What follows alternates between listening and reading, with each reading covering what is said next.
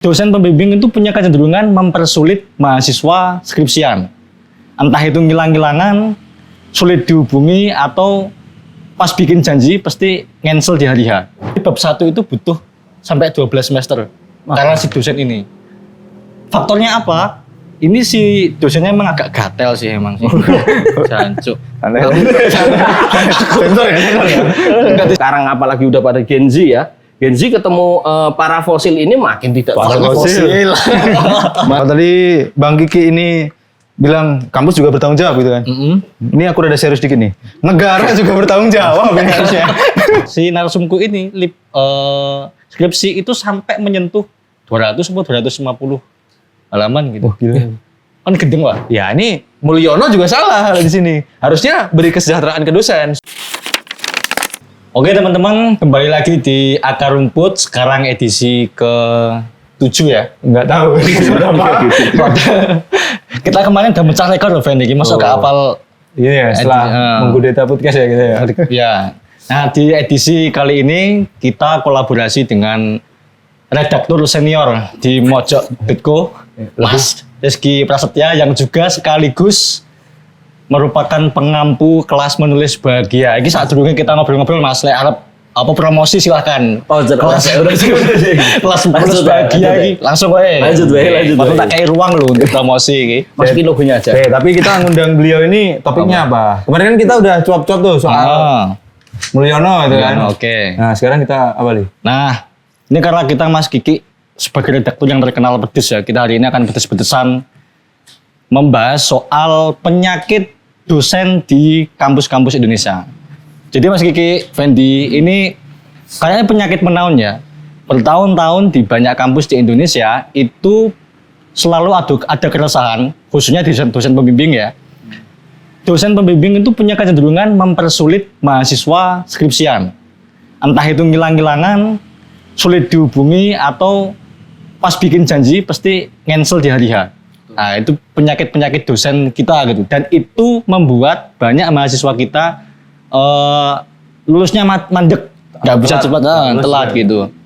Nah, Fendi kayaknya pernah juga ya liputan cerita soal mahasiswa yang nyaris gagal sarjana gara-gara kelakuan si dosen pembimbing ini, Fen. Bisa ceritakan, Fen? Ya, ini spesifik kampusnya juga ya. Spesifik di UNY, fakultasnya. Yakin disebut kampus. Fakultasnya kayaknya nggak usah. Kan? Tapi kalau teman-teman pengen baca tulisannya, nanti bisa cek di sini ya. Di sini.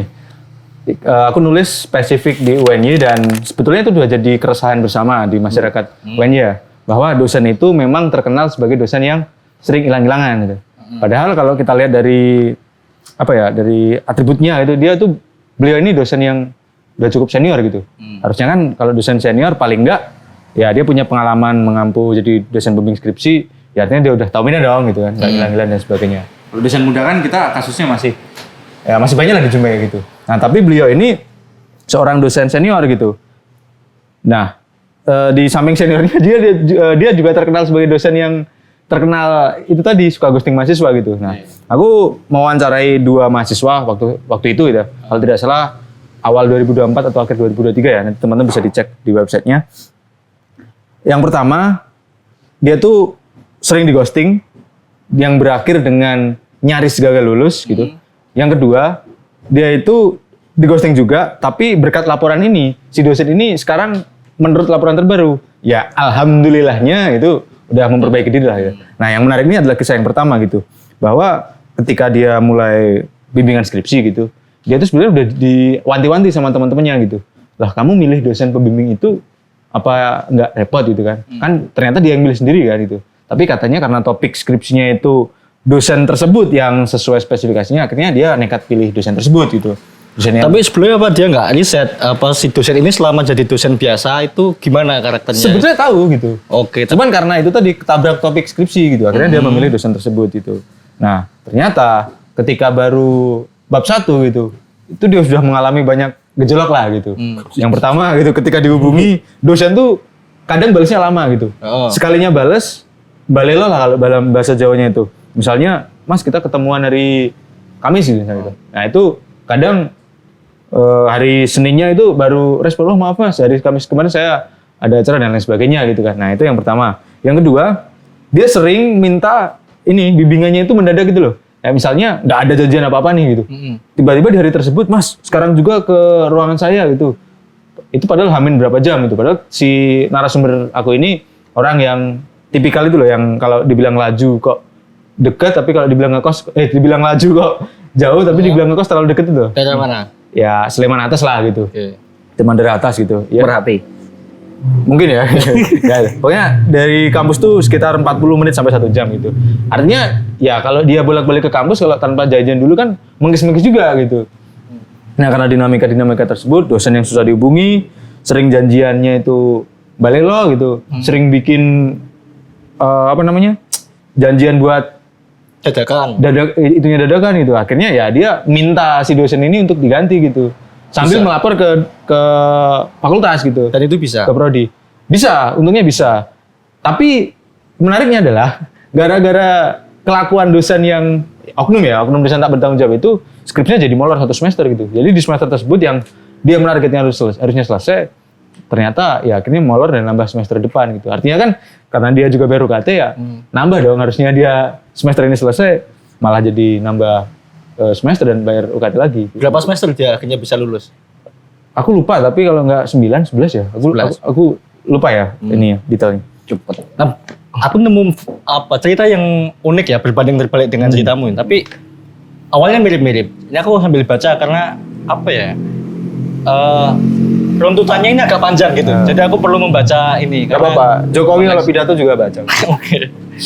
Nah, aku nemu narasumber itu mahasiswa di Salatiga. Dia ngajuin skripsi itu semester 7.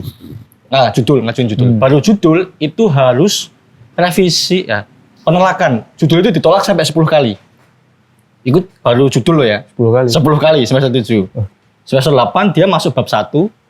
Bab 1 itu dia mengerjakan sambil revisi. Itu pokoknya totalnya sampai 12 semester apa? Jadi bab 1 itu butuh sampai 12 semester. Karena si dosen ini. Faktornya apa? Ini si dosennya emang agak gatel sih emang sih. Jancuk. Sensor ya? Enggak disensor enggak apa-apa sih sebenarnya. Karena aku waktu wawancara emang merasakan betapa capeknya jadi si narsumku nih. Ini narsumku cewek dan dia yatim gitu. Cewek, yatim, terus dia juga sambil kerja. Jadi kerjanya double, coffee shop sama jadi guru honorer gitu kan. Jadi capeknya kerasa lah gitu kan. Nah dia itu sering misalkan janjiannya jam 5 misalnya. Si dosen yang minta jam 5 sore ketemu saya ya di kampus gitu. Dia datang ke kampus jam 5 sesuai janji. Tapi tiba-tiba pas jam 5 mau ketemu, dosen bilang, wah jangan jam 5 lah kesorean. Nah, itu berulang. Maksudnya kalau tahu jam 5 kesorean ya dijadwalin pagi kek atau siang kek. Tapi seringnya memang jadwalin sore ya. Ini kan kayak disengaja gitu ya. Nah itu terus akhirnya kan karena polanya kayak gitu terus nggak selesai. Nah si narsumku ini mintalah, Pak misalnya kita ganti online gimana? Ya akhirnya diganti online. Oke setuju, kita bimbingannya online gitu. Tapi waktu online itu nggak respon ternyata. Di chat nggak bales, ditanya nggak jawab gitu-gitu. Dosen-dosen tipikal nggak responsif gitu Iya, ya? makanya terus akhirnya si narsumku ini ya udah ketimbang nggak selesai, terus ibu juga udah nanyain kapan lulus, akhirnya dia mintalah pengganti. Misalnya aku ganti dosen pembimbing gimana nih? Uniknya si dosen pembimbing ini nggak mau diganti. Kenapa? Nggak tahu juga alasannya, kan lucu juga. Dikasih punya waktu untuk membimbing yang nggak dimanfaatkan, atau nggak mau membimbing dengan baik dan maksimal, tapi pas mau diganti nggak mau. Ini kan iya jajal. Sementara si narsumku ini juga capek ya. Dia juga punya penyakit ya. Penyakit apa aku lupa, tapi penyakit itu membuat dia sering kontrol ke rumah sakit, ke puskesmas gitu. Kasian juga ya. Kasian juga, makanya aku merasa gatel tentang si dosen ini gitu. Tapi jadi pertanyaan Uli, itu dosen itu emang sejak lama udah terkenal kelakuannya kayak gitu atau case-nya ya ke mahasiswa narasumber kamu aja gitu yang molor-molor kayak gitu tuh? Nah ketika aku tanya ya ternyata itu juga dia itu membimbingnya nggak banyak, cuma beberapa mahasiswa. Cuma memang mahasiswa yang dia bimbing itu rata-rata juga mengeluhkan yang sama gitu. Jadi kayak disengaja aja ini mempersulit skripsi si mahasiswa. Nah ini jadi pertanyaanku juga, Mas Kiki selaku orang yang lebih senior ya. Lebih senior. Maksudnya udah melampaui banyak apa masa gitu ya. Untuk 14 tidak menyebut semester. lebih tua. Kuliahnya juga 14 semester. Nah, kuliahnya 14 semester. Dinamikanya pasti lebih ini juga. Lebih banyak ya. Lebih Gitu. banyak. Sebenarnya nih Mas, dosen kayak gitu, itu memang disengaja atau memang benar-benar sibuk sih dosen ini? Kalau aku menemui kasusnya itu emang dua-duanya. Satu emang karakter uangnya sih nggak teli, kedua memang sibuk. Kebetulan di jurusanku dulu banyak kasus. Aku nggak nemu yang nggak teli ya, tapi yang sibuk ini ada banget. Sampai dia itu kalau mau bimbingan sama Pak ini, kita itu harus ke kantornya. Ternyata dia itu di kampus itu merangkap banyak jabatan. Aku nggak tahu dia merangkap banyak jabatan atau memang diserai banyak tanggung jawab ya. Karena beberapa anak bimbingan beliau itu bimbingannya itu di kantor salah satu gedung UNY, nggak di kampus. Nggak di kampus. Kalau yang ruwet aku dengernya itu malah dari jurusan lain dan kalau dilihat dari pola-polanya ya, itu memang watak. Bahkan waktu aku liputan tentang dosen pembimbing itu narasumber bilang yang beliau juga dosen bahwa ini tuh watak bahwa mempersulit kayak gitu. Cuman yang jadi pertanyaan sebenarnya ya dosen ruwet kayak gini kan banyak dan itu udah jadi rahasia umum. Kalian tahu tanya mahasiswa manapun bisa kayak gitu. Bahkan kamu nggak perlu jadi pejabat tinggi untuk tahu info kayak gini kayak itu kan. Cuma kan yang jadi masalah adalah tahu dosen ini ruwet, kenapa dia tidak diingatkan setidaknya dari kaprodinya atau tidak diingatkan dari dekanatnya, karena mereka kan punya kewenangan. Kalau kewenangannya menegur itu di badan yang lain, aku juga nggak tahu, aku juga nggak mau tahu juga. Cuman masalah ini kan mudah kayak gitu kan, pendekatannya itu nggak harus struktural, tinggal bilang, Pak, Bu, kenapa kamu susah kayak gini? Apa yang kamu cari itu apa kan? Sebenarnya kayak gitu. Ya kebanyakan kalau aku bilang wataknya memang mempersulit orang. Mungkin karena dia dulu waktu mahasiswa dipersulit, atau dia sendiri memang kebanyakan ya yang sulit-sulit kayak gini kan sepuh atau udah senior kayak gitu kan. Dan masalahnya adalah kalau mau ganti senior ini untuk tidak membimbing lagi, masalahnya adalah kalau nggak salah sekarang itu kalau mau jadi dosen pembimbing itu harus ada requirement apa gitu yang mau nggak mau bikin dosen yang masih agak lumayan muda ini harus sekolah lagi dan sekolahnya masih panjang, butuh biaya lagi. Otomatis mahasiswa-mahasiswa ini yang sekarang apalagi udah pada Gen Z ya, Gen Z ketemu para fosil ini makin tidak fosil. makin tidak tersentuh. Maksudnya kan koyo waktu aku bimbingan itu masih muda, dosennya sibuk karena anaknya masih kecil dan memang ibunya sendiri di rumah sendiri kan. Aku bimbingannya di rumah dan beberapa dosen di jurusanku sastra Inggris UNJ itu menerima bimbingan di rumah, bimbingan di kafe pun banyak. Tapi kalau untuk jurusan lain gimana? Oke. Kamu kuliah 14 semester di kampus terbaik di Karangmalang ya? Iya.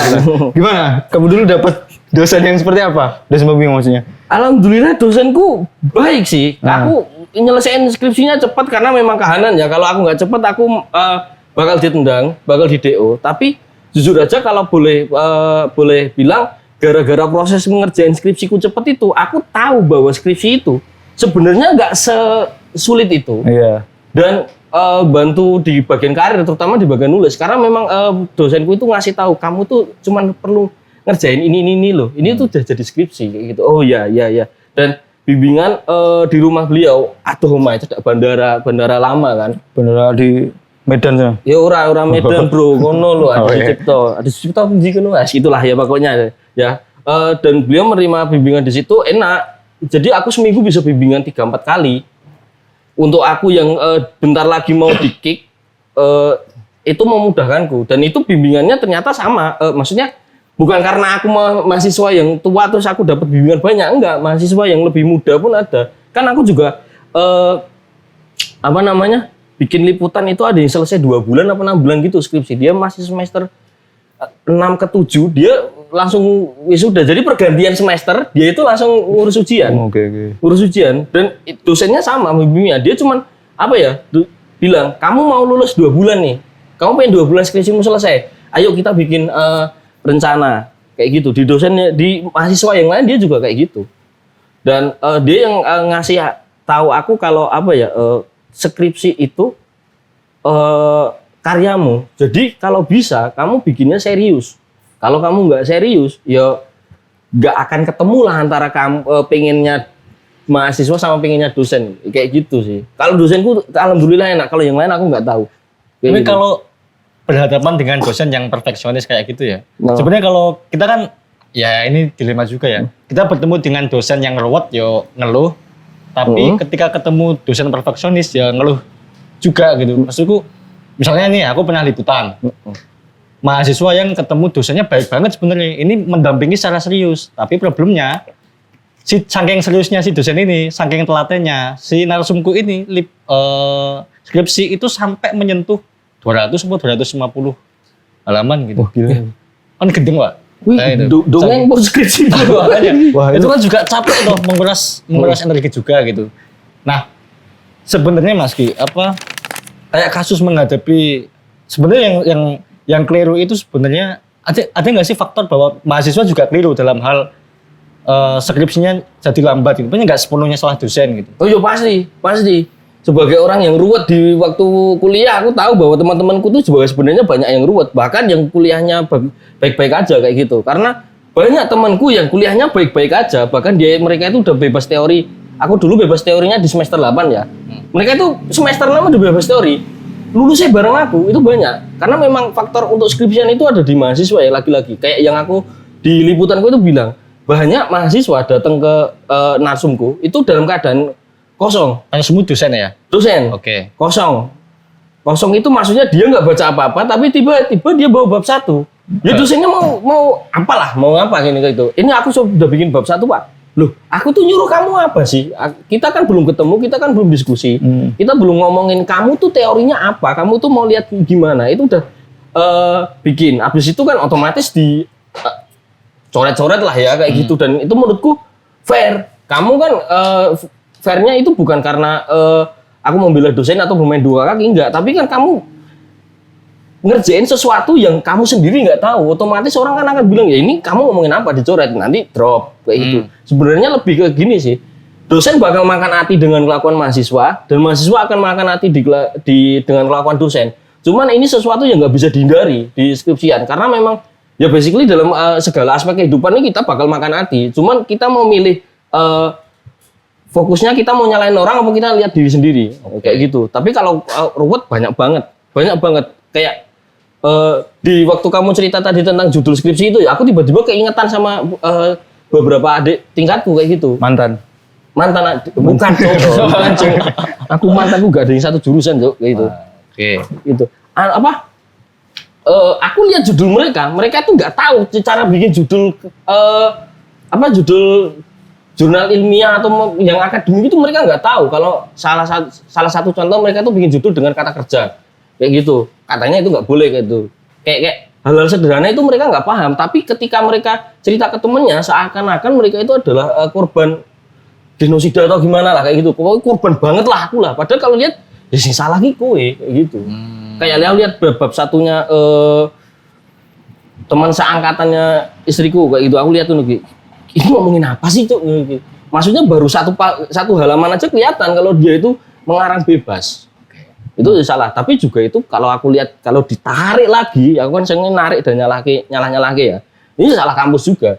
Karena aku nanya, kalian pernah diajari nulis nggak sama kampus? Ada mata kuliah khusus nulis, Wes? di tempatku karena emang basicnya nulis ya. Dulu ada emang, tapi cuma dua semester lah itu. Itu cuma diajari cara nyambungin paragraf kan? Kalau di tempatku kayak gitu soalnya. Paragraf ini koheren apa kohesi apa enggak aku lupa lah. Aku bermangkat telung pertemuan kalau nggak salah. Itu cuma diajari kayak gitu, tapi lucunya dosen tuh langsung minta ke aku pengen tulisanmu bagus. Ya nggak mungkin. Nggak mungkin. Mau bisa nulis kayak mana? Diajari nulis nggak pernah. Terus dosen beberapa hilang-hilangan. Jarang-jarang masuk. Ada yang cuman dosen mintanya tugas selama 1 semester absen diisi sendiri. Nilainya dapat A. Lah terus mahasiswa ini mau ngerjain skripsi dari mana? Kalau kamu datang minimal 8 pertemuan dan semuanya itu diskusi, baru ngomong skripsi yang bagus. Kalau belum ya nggak usah. Kamu kayaknya pernah ngobrol sama dosen juga ya, Fen ya? Iya. Ini. Kalau kamu ceritain coba. Kalau tadi Bang Kiki ini bilang kampus juga bertanggung jawab gitu kan. Ini aku rada serius dikit nih. Negara juga bertanggung jawab ini harusnya. Ya ini aku ingat banget ini kejadiannya setahun yang lalu 2023 kalau nggak salah Maret atau Mei ya gitu. Bahkan aku masih ingat dosen yang aku ajak ngobrol itu pakai baju apa gitu kan. Baju biru, celana jeans ya. Wah, aku masih ingat banget. Intinya dia curhat tuh. Itu waktu rame-ramenya ada wacana serikat pekerja kampus itu kan gitu.